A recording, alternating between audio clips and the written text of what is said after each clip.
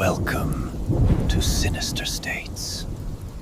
You ever have a job that just sticks to you, even after you've left it behind? Not because it was good, or because you made friends, or even because it paid well. No, I mean the kind of job that leaves a mark. The kind that changes the way you look at the world, the way you sleep at night, the way you trust your own eyes. That's what being a security guard did to me. And not just any security guard. Night shift, out at the old industrial park on the edge of town. The kind of place where the streetlights flicker and the wind always seems to be blowing in the wrong direction. I'm not here to tell you I was some kind of hero. I wasn't. I was just a guy who needed a paycheck, who didn't mind being alone, who thought he could handle a little boredom and maybe a few raccoons. But what happened out there, what I saw, what I heard, what I felt, none of it can be explained. Not by me, not by anyone I've ever talked to. And believe me, I've tried.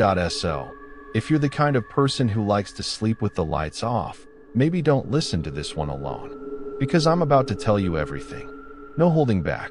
No sugarcoating. Just the truth, as best as I can remember it. And if you don't believe me by the end, well, I wouldn't blame you. Sometimes I don't believe it myself. Let's start at the beginning. I was 32, divorced, and living in a one-bedroom apartment above a laundromat. My ex had taken the dog, the couch, and most of my dignity. I was working odd jobs, delivery, warehouse, whatever I could find. Then I saw the ad. Night security needed. Industrial park. $18 per hour. Must be reliable. Must not scare easy. That last part made me laugh. I figured it was a joke, or maybe just a way to weed out the kids who'd run at the first sign of trouble. I called the number, got an interview the next day, and by the end of the week, I was standing in a tiny office with a badge clipped to my shirt and a flashlight in my hand. The supervisor, a guy named Mr. Harlan, was about 60, with a face like a bulldog and a voice that sounded like gravel in a blender. He didn't smile much. He just handed me a set of keys, a radio, and a thick binder full of rules. "Don't go into Building 7, he said, not looking up from his paperwork. "If you hear anything weird, call it in. Don't try to be a hero. And whatever you do, don't fall asleep." I thought he was messing with me. Building 7 was just another warehouse, as far as I could tell. The whole place was a maze of old factories, storage units, and loading docks. Most of it was empty, except for a few businesses that still kept odd hours, an auto parts distributor, a printing company, a place that made custom neon signs. The rest was just darkness and dust. My first night was uneventful. I walked the perimeter, checked the doors, shined my light into corners where the shadows seemed a little too thick.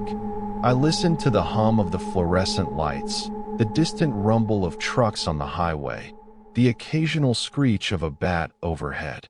It was boring, but I didn't mind. I liked the quiet. I liked the feeling of being the only one awake in a sleeping world. But then, around 3 a.m., I heard it. A sound that didn't belong. It was faint at first, like someone dragging a chain across concrete. I stopped, held my breath, and listened. The sound came again, closer this time. I gripped my flashlight a little tighter and followed the noise, my boots echoing on the cracked pavement. It led me to the back of Building 7.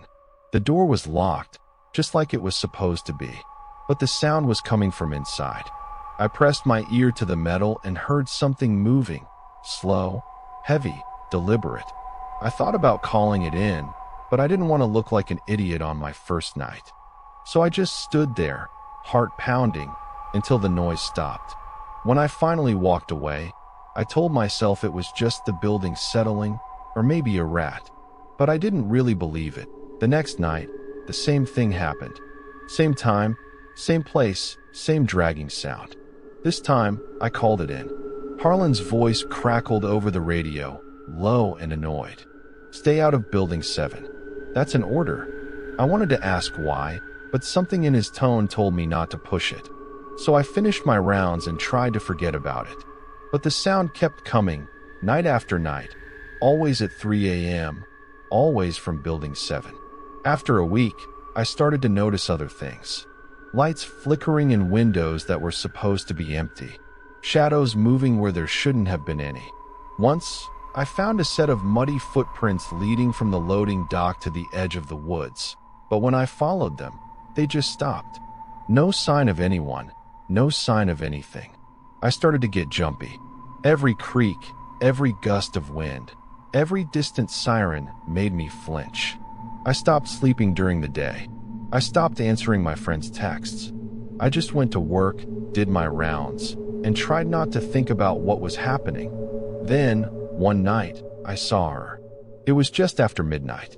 I was walking past the old machine shop, shining my light into the windows, when I caught a glimpse of something moving inside. At first, I thought it was a trick of the light, a reflection, maybe, or a bird. But then I saw her face, pale and thin, pressed against the glass. Her eyes were wide, her mouth open in a silent scream that I froze. My heart felt like it was trying to claw its way out of my chest. I raised my flashlight, but by the time the beam hit the window, she was gone. I ran inside, checked every corner, every closet, every crawl space. Nothing. Just dust and old machines that I called it in, but Harlan just sighed. "Don't worry about it. You're not the first to see her." That was all he said. No explanation, no reassurance. Just that flat, tired voice, like he'd given up trying to make sense of it a long time ago. After that, things got worse. The noises got louder. The shadows got darker. I started seeing things out of the corner of my eye, figures moving in the distance, shapes that didn't make sense. Sometimes, I'd hear voices whispering my name, soft and urgent, like they were trying to warn me or lure me closer that I tried to quit. I really did. I called Harlan, told him I couldn't do it anymore. He just laughed. "Give it another week. If you still want out, I'll let you go. But I think you'll change your mind." I didn't know what he meant, but I was too tired to argue. So I kept going, night after night, waiting for something to break. It finally did, on a night when the air was so thick with fog I could barely see my own feet. I was making my rounds, flashlight cutting through the mist, when I heard a scream. Not a distant, echoing wail, but a real, human scream, close enough to make my skin crawl. I ran toward the sound, heart hammering, breath burning in my chest. It led me to the edge of the parking lot, near the old water tower. There, in the swirling fog, I saw a figure, tall, thin, dressed in rags. He was standing perfectly still, arms at his sides, head tilted back as if he were staring at the sky. I called out, but he didn't move. I took a step closer, and that's when I saw his face. Or rather, the lack of it. Where his features should have been, there was just smooth, pale skin stretched tight over bone. No eyes, no nose, no mouth. Just a blank, empty mask. I stumbled back, nearly dropping my flashlight. The figure didn't move, didn't make a sound. He just stood there, silent and still, as the fog wrapped around him like a shroud. I ran. I didn't look back. I didn't stop until I was back in the office, door locked, lights on, hands shaking so hard I could barely hold the radio that I told Harlan what I'd seen. He didn't laugh this time. He just told me to stay inside, keep the doors locked, and wait for sunrise. I did, and when the sun finally came up, I walked out to the spot where I'd seen the figure. There was nothing there. No footprints, no sign of anyone. Just a patch of grass flattened by the dew. After that, I stopped trying to explain things. I stopped looking for answers. I just did my job, kept my head down, and tried not to think about what was lurking in the shadows. But the thing is, you can't unsee what you've seen. You can't unhear the things that whisper to you in the dark. And you sure as hell can't forget the feeling of being watched by something you can't understand. So, if you're still listening, if you're still with me, just know this. Some things can't be explained. Some things don't want to be. And if you ever find yourself alone in the dark, with only a flashlight and your own heartbeat for company. Remember, you're not as alone as you think. That I wish I could say that was the worst of it. That after that night with the faceless man, things settled down, or that I found a way to cope. But the truth is, the longer I stayed, the stranger things got. It was like the place was testing me, seeing how much I could take before I broke. And every night, the line between what was real and what was just in my head got a little blurrier. That I started keeping a journal, just to convince myself I wasn't losing it. Every morning, after my shift, I'd sit in my car and scribble down everything I'd seen and heard. Sometimes it was just little things, a door that wouldn't stay closed, a light that flickered even after I'd changed the bulb, a cold spot in the hallway that never seemed to go away. Other times, it was bigger, like the night I found the footprints. That it was a Tuesday. I remember that much. The air was heavy, thick with the smell of rain that hadn't come yet. I was doing my rounds, walking past the loading docks behind Building 3, when I noticed something strange in the mud. At first, I thought it was just animal tracks, maybe a stray dog or a raccoon. But as I got closer, I realized they were too big, too deep, and there were too many of them, crisscrossing back and forth like someone, or something, had been pacing there for hours. I knelt down, shining my flashlight over the prints. They were shaped like human feet, but longer, with toes that seemed to curl into the earth. The stride was off, too long, too heavy. I followed them as far as I could, but they just disappeared at the edge of the lot, like whoever made them had simply vanished into thin air. That I took pictures with my phone, but when I looked at them later, the prints were gone. Just empty mud, smooth and undisturbed. I tried to show Harlan, but he just shook his head. "Don't bother," he said. "Some things don't want to be seen." That was his answer for everything. Some things don't want to be seen. Some things don't want to be explained. It was like he'd made peace with the weirdness, like he'd decided it was better to live with the questions than to go looking for answers he didn't want to find. I wasn't there yet.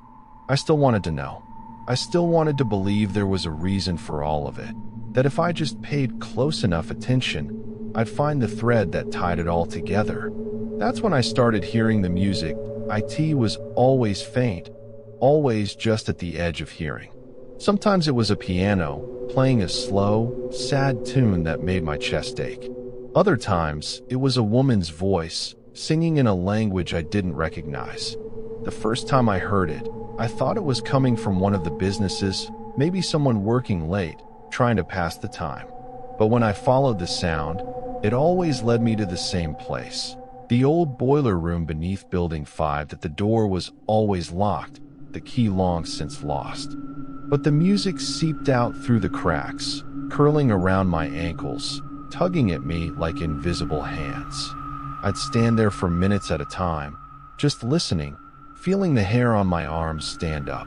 Sometimes I'd catch a word or two, but they never made sense. Just fragments, like pieces of a dream I couldn't quite remember. One night, I decided to try the door. I don't know why. Maybe I was just tired of being afraid. Maybe I wanted to prove to myself that there was nothing down there but old pipes and rust. I jimmied the lock with my pocket knife, the metal groaning in protest. The door swung open, and the music stopped. Inside, it was pitch black. My flashlight barely cut through the darkness, the beams swallowed up by the shadows. The air was thick, heavy with the smell of oil and something else, something sweet and rotten, like flowers left too long in a vase. That I stepped inside, the door creaking shut behind me. The silence was absolute, pressing in on all sides. I could hear my own heartbeat, loud and frantic in my ears. I swept the light across the room. Pipes, old machinery, a pile of broken chairs in the corner. Nothing out of the ordinary. But then, just as I was about to leave, I saw it. A figure standing in the far corner, half hidden by the shadows. At first, I thought it was just a trick of the light, a pile of rags or an old coat. But then it moved, just a little, just enough to let me know it was real. I froze, every muscle in my body screaming at me to run. The figure didn't move again. It just stood there, watching me, its face lost in the darkness. I couldn't see its eyes, but I could feel them, cold and sharp, cutting right through me. That I backed out of the room, never taking my eyes off the corner. The door slammed shut behind me, the sound echoing down the hallway. The music didn't start up again. Not that night, not ever. After that, the boiler room stayed silent. The door always locked, the key always missing. I told myself it was just my imagination, that I was tired, that I was seeing things that weren't there. But deep down, I knew better. The place was alive in its own way. It watched, it listened, it remembered. The next few nights were quiet. Too quiet. The usual noises, the creaks, the whispers, the footsteps were gone. The air felt heavy, like the whole place was holding its breath. I started to relax, just a little. I even started sleeping again, a few hours here and there, curled up in the office chair with the radio crackling softly in the background. That's when the dreams started. They were always the same. I'd be walking the halls, flashlight in hand, the beam flickering in and out. The buildings would stretch on forever, the doors multiplying, the windows staring back at me like eyes. I'd hear footsteps behind me, soft and shuffling, but when I turned around, there was nothing there. Just darkness, thick and endless. Sometimes I'd see faces in the windows, pale, twisted, mouths open in silent screams.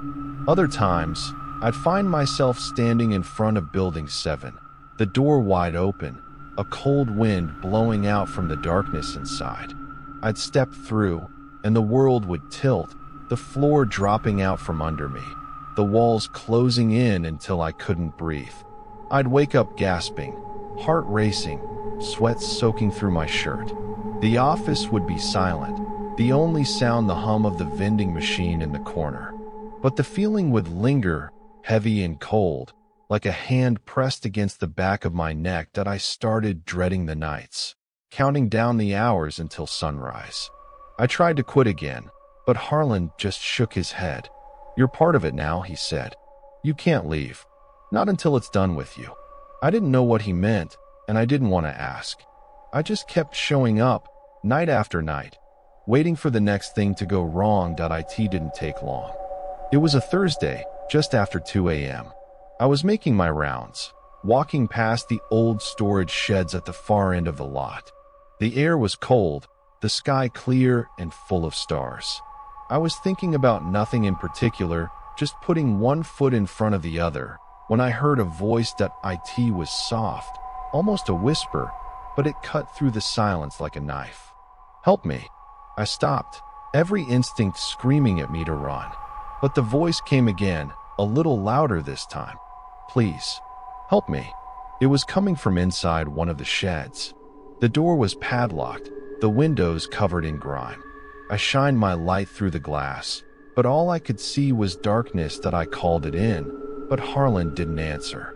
The radio was dead, the static thick and unbroken. I tried the door, but the lock wouldn't budge. The voice kept calling, soft and desperate, like a child lost in the dark. "Please. I'm so cold. Please." I don't know what made me do it.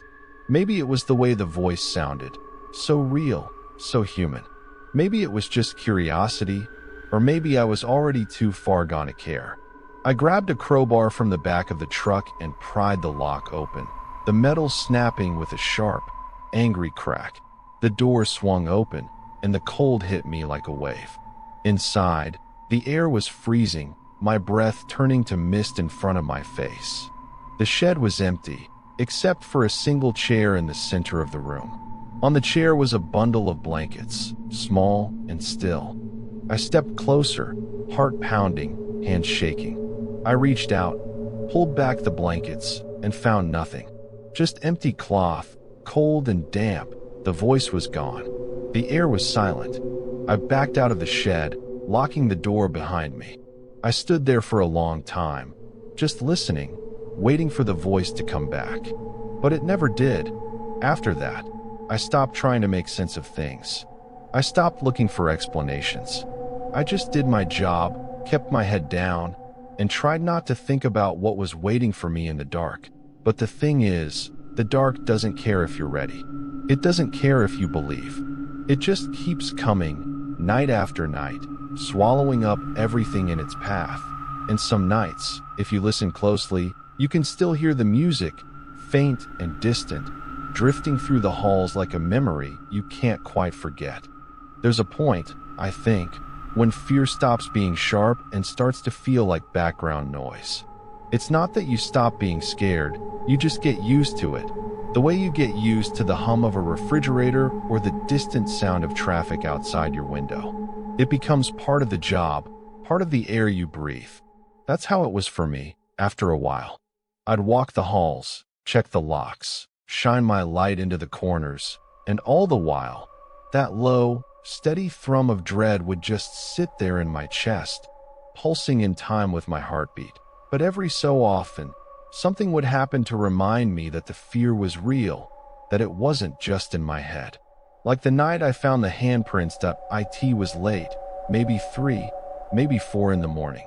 I just finished checking the back lot, making sure the gates were still chained, when I noticed something on the glass door of the main office.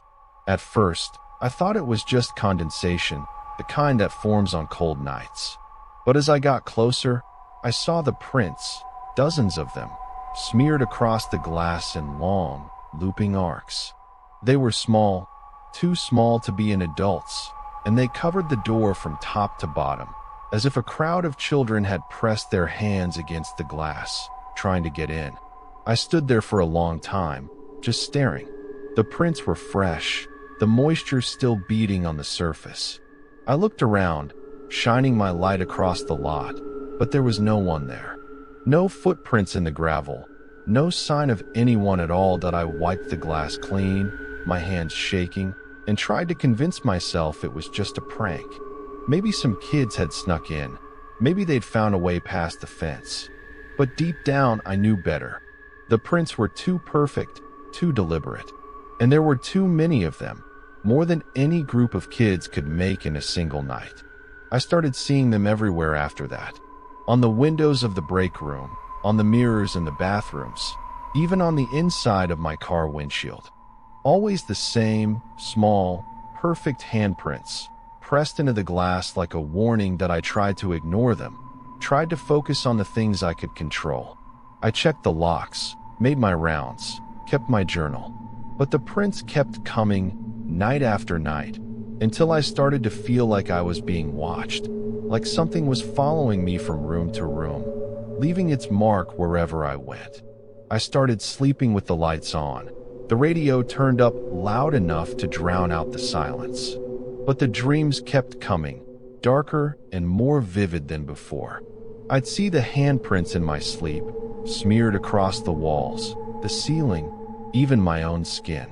I'd wake up gasping, clawing at my arms, convinced I could feel tiny fingers dragging me down into the dark.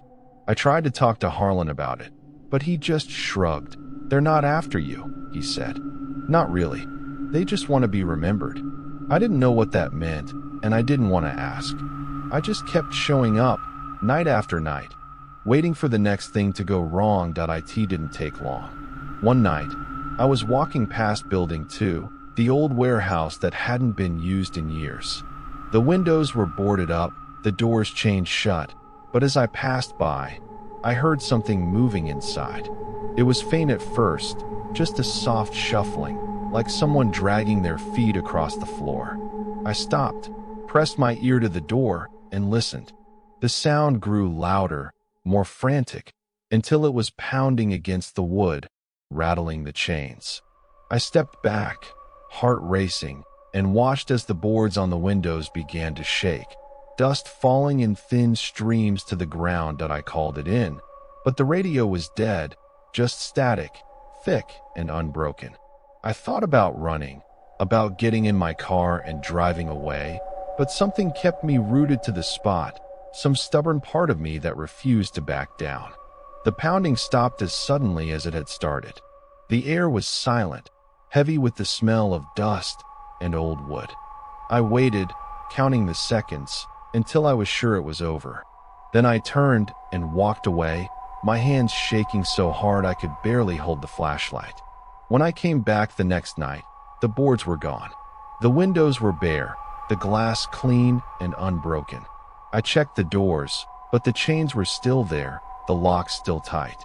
I tried to tell myself it was just a trick of the light, that I'd imagined the whole thing. But deep down, I knew better. The place was changing, shifting in ways I couldn't understand. The buildings seemed to move when I wasn't looking, the halls stretching on forever, the doors multiplying like cells under a microscope. I started getting lost, turning corners that shouldn't have been there, finding myself in rooms I'd never seen before. One night, I found a staircase that led down into the earth, deeper than any basement I'd ever known. The air was cold, thick with the smell of damp stone and something else, something sweet and rotten, like the boiler room. I followed the stairs down, my flashlight flickering in the darkness, until I reached a door at the bottom. It was old, the wood swollen and cracked, the handle rusted with age. I tried the knob, but it wouldn't budge. I pressed my ear to the wood and listened on the other side. I heard voices, dozens of them, whispering in a language I didn't recognize. They rose and fell in waves, sometimes laughing, sometimes crying, always just out of reach. I stood there for a long time, just listening, until the voices faded and the silence pressed in around me. I climbed back up the stairs, my legs shaking, and found myself in a hallway I didn't recognize. The walls were lined with old photographs, the faces blurred and twisted, the eyes black and empty. I walked past them, not daring to look too closely, until I found a door that led back outside. The air was cold, the sky full of stars. I stood there for a long time, just breathing, trying to convince myself I was still awake. After that, I started carrying a knife, just in case. I knew it wouldn't help, not really, but it made me feel better, like I had some control over what was happening. I kept it clipped to my belt, my hand resting on the handle whenever I walked the halls. But the thing is, you can't fight what you can't see. You can't stab a shadow, can't cut through a whisper. All you can do is keep moving, keep breathing, and hope the night lets you go. One night, I was sitting in the office, trying to stay awake, when I heard footsteps in the hallway. They were slow, deliberate, echoing off the tile in a steady rhythm. I grabbed my flashlight, my hand tightening around the knife, and stepped into the hall. The footsteps stopped. The air was silent, thick with anticipation. I walked down the hall, shining my light into the corners, but there was no one there. Just empty offices, empty rooms, empty air. I turned to go back, but the footsteps started again, this time behind me. I spun around, heart pounding, but the hall was empty. I started to run, the footsteps matching my pace, always just a few steps behind. I turned corners, ducked into rooms, but the sound followed me, relentless and unbroken. Finally, I burst into the break room, slamming the door behind me. The footsteps stopped. The air was silent. I stood there, gasping, my back pressed against the door. I waited, counting the seconds, until I was sure it was over. When I finally stepped back into the hall, the footsteps were gone. The air was still, the silence complete. I went back to the office, locked the door, and sat in the chair until sunrise, my hands shaking, my heart racing. After that, I stopped trying to fight it. I stopped trying to understand. I just did my job, kept my head down, and hoped the night would let me go. But the thing is, the night doesn't care. It doesn't care if you're tired, or scared, or just trying to get by. It just keeps coming, wave after wave, swallowing up everything in its path. And some nights, if you listen closely, you can still hear the footsteps echoing down the halls, always just a few steps behind. There's a strange kind of comfort in routine, even when that routine is built on fear. I started to measure my nights by the things that didn't happen, the doors that stayed closed, the radios that stayed silent, the shadows that kept their distance. I told myself that as long as I kept moving, as long as I kept my head down and my eyes open, I'd be okay. But deep down, I knew it was just a matter of time before the night found a new way to get to me. It was a Sunday, the kind of night when the world feels empty, like everyone else has gone to bed and left you behind. The air was thick with fog, the streetlights casting halos that barely reached the ground. I was making my rounds, walking the perimeter, when I noticed something strange near the fence at the far end of the lot. First, I thought it was just trash, a pile of old clothes, maybe, or a bag someone had tossed over the fence. But as I got closer, I saw that it was a person curled up on the ground, their back to me.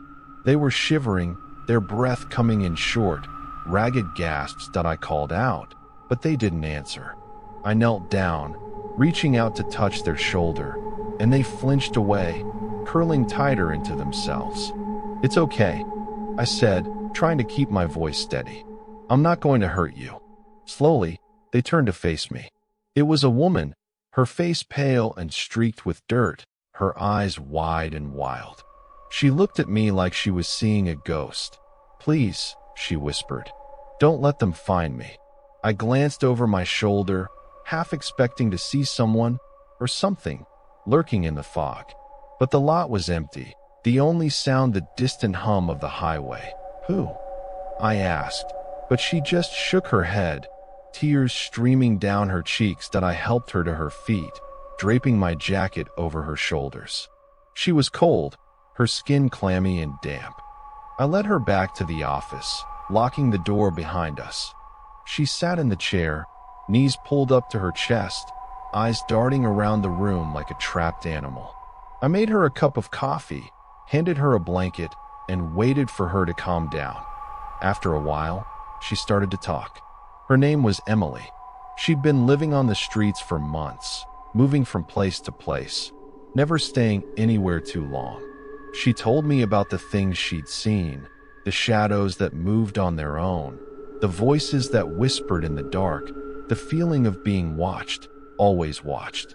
"They follow me," she said, her voice barely more than a whisper. "No matter where I go, they find me. I thought I could get away, but I can't. They're here too. I can feel them." I wanted to tell her she was safe, that nothing could hurt her here. But I couldn't. Not after everything I'd seen, everything I'd heard. I just sat there, listening, trying to offer what little comfort I could. She fell asleep in the chair, the blanket pulled tight around her shoulders. I sat at the desk, watching the monitors, my hand resting on the radio. The night was quiet, the fog pressing against the windows like a living thing. Around 3 in the morning, the temperature dropped. I could see my breath, the air turning to ice in my lungs. The monitors flickered, the images warping and twisting, the colors bleeding into each other. I heard footsteps in the hallway, slow and deliberate, echoing off the tile. I grabbed my flashlight, my heart pounding, and stepped into the hall. The footsteps stopped. The air was silent, thick with anticipation. I walked down the hall, shining my light into the corners, but there was no one there. Just empty offices, empty rooms, empty air that I turned to go back, but the footsteps started again, this time behind me. I spun around, heart pounding, but the hall was empty. I started to run, the footsteps matching my pace, always just a few steps behind. I turned corners, ducked into rooms, but the sound followed me, relentless and unbroken. Finally, I burst into the break room, slamming the door behind me. The footsteps stopped. The air was silent that I stood there, gasping, my back pressed against the door. I waited, counting the seconds, until I was sure it was over. When I finally stepped back into the hall, the footsteps were gone. The air was still, the silence complete. I went back to the office, locked the door, and sat in the chair until sunrise, my hands shaking, my heart racing. Emily was gone when I woke up. The blanket was folded neatly on the chair, the coffee cup washed and set on the counter. There was no sign she'd ever been there at all. I checked the cameras, rewinding the footage, but there was nothing. No sign of her entering, no sign of her leaving. Just empty halls, empty rooms, empty air that I tried to tell myself it was just a dream, that I'd imagined the whole thing. But deep down, I knew better. The next night, I found a note on my desk. It was written in a shaky hand, the letters barely legible. "Thank you," it said, "for listening." After that, the nights got quieter. The footsteps faded, the handprints disappeared. The air felt lighter, the shadows less oppressive. I started to think maybe it was over, that whatever had been haunting the place had finally moved on. But the thing is, the night never really lets you go. It just waits, biding its time, until you let your guard down. It was a Friday, just after midnight. I was sitting in the office, sipping coffee, when the radio crackled to life. "Help me," a voice whispered, soft and desperate. I grabbed the radio, my hands shaking. "Who is this?" The static hissed, the voice fading in and out. "They're coming. Please, don't let them." The line went dead. I jumped to my feet, grabbing my flashlight and heading for the door. The air was cold, the fog thick and impenetrable. I walked the halls, calling out, but there was no answer. Just silence, heavy and complete. I checked every room, every corner, but there was no one there. No sign of anyone at all. I went back to the office, sat in the chair, and waited for sunrise. The next morning, I found another note on my desk. "You can't save them," it said.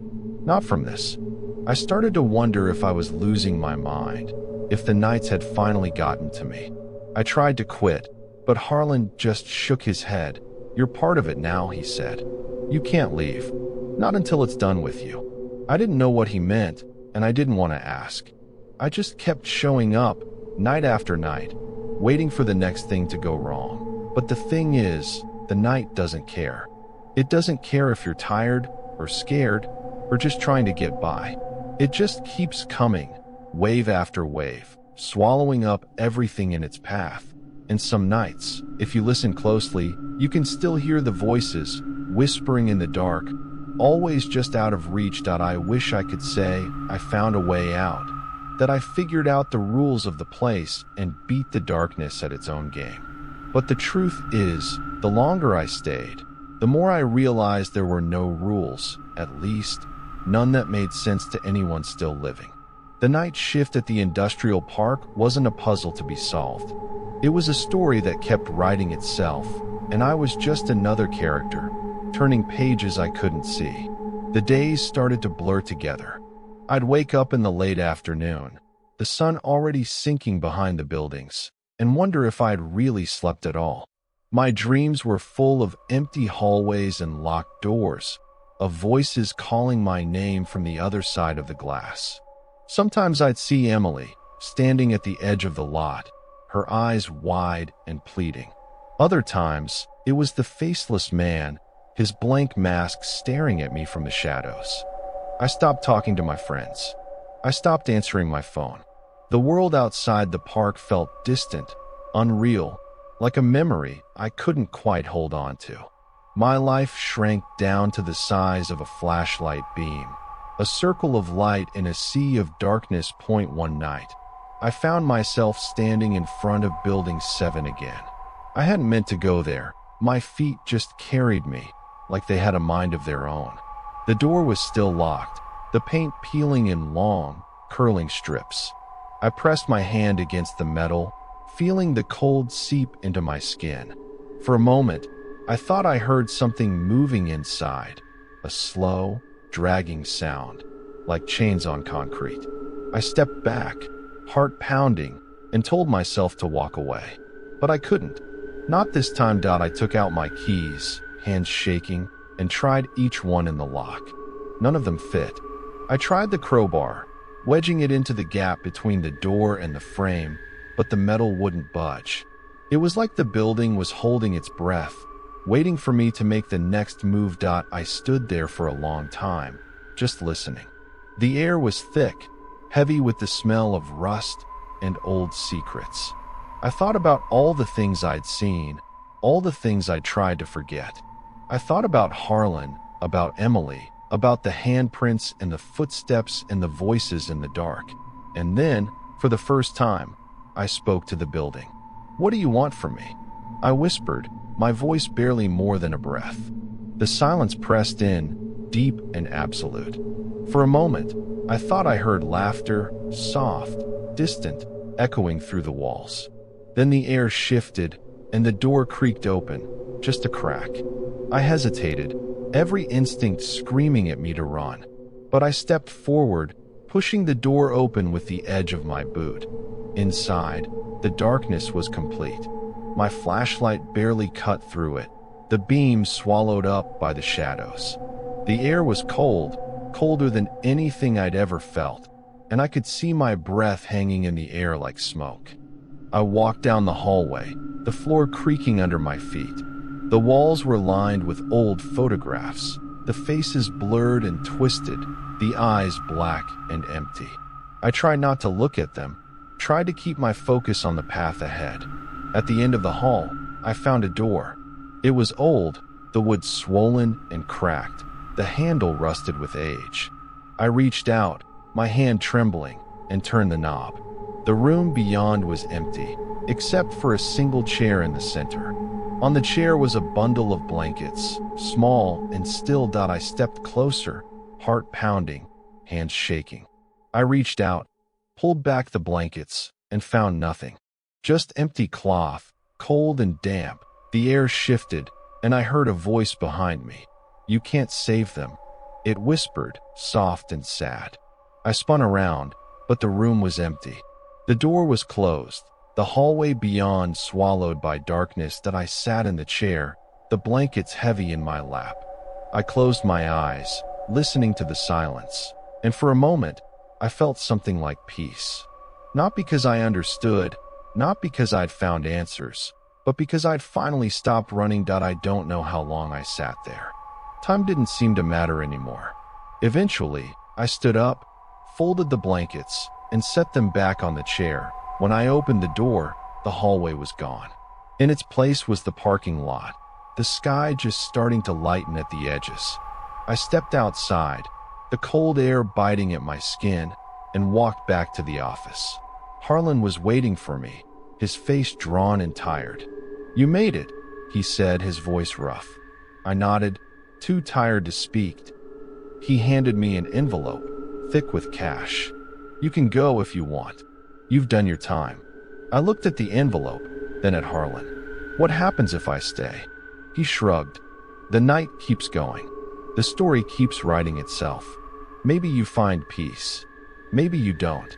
I thought about it, about all the nights I'd spent walking the halls, all the things I'd seen and heard. I thought about Emily, about the faceless man, about the voices in the dark. "I think I'll stay," I said, surprising myself. Harlan smiled, just a little. "I figured you would." He left, the door closing softly behind him. I sat at the desk, the envelope heavy in my hand, and watched the sun rise over the lot. The days passed, slow and quiet. The nights were the same, shadows moving at the edge of the light, voices whispering in the dark, footsteps echoing down empty halls. But I wasn't afraid anymore. Not really. I'd made peace with the night, with the things I couldn't explain. Sometimes, I'd see Emily, standing at the edge of the lot, her eyes wide and sad. Sometimes, I'd hear the music, faint and distant, drifting through the halls like a memory I couldn't quite forget. I kept my journal, filling page after page with the things I saw and heard. I didn't care if anyone believed me. I just wanted to remember, to keep the story alive. One night, I found a new door, one I'd never seen before. It was small, barely big enough to crawl through, hidden behind a stack of old boxes in the storage room. I hesitated, then knelt down and pushed it open. On the other side was a room filled with light. It was warm, the air thick with the smell of flowers and fresh bread. There was a table in the center, set for two, and a woman sitting at the far end, her face hidden in shadow. I stepped inside, the door closing softly behind me. "Welcome," the woman said, her voice familiar. I sat at the table, my hands trembling. "Do you know why you're here?" she asked. I shook my head. She smiled, her face still hidden. "You're here because you stayed, because you listened, because you remembered." I looked down at my hands, unsure of what to say. "Not everyone makes it this far," she said. "Most people run. Most people forget. But you kept going." I felt a weight lift from my shoulders, a sense of relief I hadn't known I was carrying. "Will it ever end?" I asked. She shook her head. "The night never ends." "Not really. But you don't have to be afraid of it anymore." I nodded, understanding in a way I couldn't put into words. We sat in silence for a while, the light warm and comforting. When I finally stood to leave, the woman reached out and took my hand. "Remember," she said, "you're not alone." I stepped back through the door, into the darkness of the storage room. The air was cold, the shadows deep, but I wasn't afraid. I walked the halls, my flashlight steady in my hand, and listened to the night. The footsteps, the voices, the music, they were all still there, but they didn't scare me anymore. They were just part of the story, part of the place. And I was part of it. 2.So if you ever find yourself alone in the dark, with only a flashlight and your own heartbeat for company, remember this: you're not as alone as you think. The night is full of stories, full of voices waiting to be heard. And sometimes, if you listen closely, you can hear them calling your name. I'm still here, walking the halls, keeping watch. The night keeps going, the story keeps writing itself. And I'll be here, as long as it takes, listening to the things that can't be explained. Because somebody's got to. There's a strange kind of peace that comes with acceptance. Not the kind you find in a book or a movie, where everything wraps up neat and tidy, but the kind that settles in your bones when you realize some questions don't have answers. I learned that on the night shift, in the hours when the world is quiet and the only thing keeping you company is your own breath and the echo of your footsteps, that I kept working, night after night, letting the routine carry me. I'd walk the perimeter, check the locks, shine my light into the corners where the shadows pooled thickest. Sometimes I'd hear the music, soft and distant, like a lullaby for the lost. Sometimes I'd see the handprints, faint and fading, as if the children who left them were finally moving on. Sometimes I'd catch a glimpse of Emily, her face calm, her eyes no longer wild with fear. The park changed, in small ways. The air felt lighter, the darkness less oppressive. The buildings seemed to settle, as if they were finally at rest. Even Harlan seemed different, his face softer, his voice less burdened. He'd stop by sometimes, bringing coffee and sitting with me in the office, the two of us sharing the silence like old friends. One night, as dawn crept over the horizon, I found myself standing at the edge of the lot, watching the sky turn from black to blue. The world felt new, washed clean by the coming day. I thought about all the things I'd seen, all the things I'd survived. I thought about the people who'd come before me, the ones who'd run, the ones who'd stayed, the ones who'd vanished without a trace. That I realized then that the night shift had given me something I never expected, a sense of purpose. I wasn't just a guard, keeping watch over empty buildings. I was a witness, a keeper of stories, a listener for the voices that had nowhere else to go. I was part of something bigger, something older than the buildings themselves. I started writing again, not just in my journal, but in letters I'd never send, stories I'd never share. I wrote about the faceless man, about Emily, about the music and the handprints and the footsteps that followed me through the dark. I wrote about the fear and the loneliness and the strange comfort I found in the routine. I wrote because I wanted to remember, because I wanted someone, anyone, to know that I was here, that I saw, that I listened. Sometimes, I'd leave the office door open, just a crack, in case someone needed a place to rest. Sometimes, I'd find a note on my desk, a thank you from a voice I'd never see. Sometimes, I'd hear laughter in the halls, soft and fleeting, like the echo of a memory. The night never stopped being strange. There were still moments when the shadows pressed in, when the air grew cold, when the voices whispered things I couldn't understand. But I wasn't afraid anymore. I knew my place. I knew the rules, even if I couldn't explain them. If you're listening to this, if you're out there in the dark, wondering if you're alone, know that you're not. There's always someone watching, someone listening, someone keeping the stories alive. The night is full of mysteries, full of things that can't be explained. But it's also full of hope and kindness, and the quiet strength that comes from facing the unknown. I don't know how long I'll keep working the night shift. Maybe one day I'll move on, leave the park behind, let someone else take my place. But for now, I'm here. I'm watching. I'm listening. And I'm not afraid. So if you ever find yourself walking alone at night, if you ever hear footsteps behind you or see a face in the window, don't run. Don't hide. Just listen. The night has stories to tell, and sometimes, if you're lucky, you get to be part of them. And if you ever need a friend in the dark, you know where to find me. I'll be here, flashlight in hand, keeping watch until the sun comes up, because that's what I do. That's what I've always done, and maybe, just maybe, that's enough.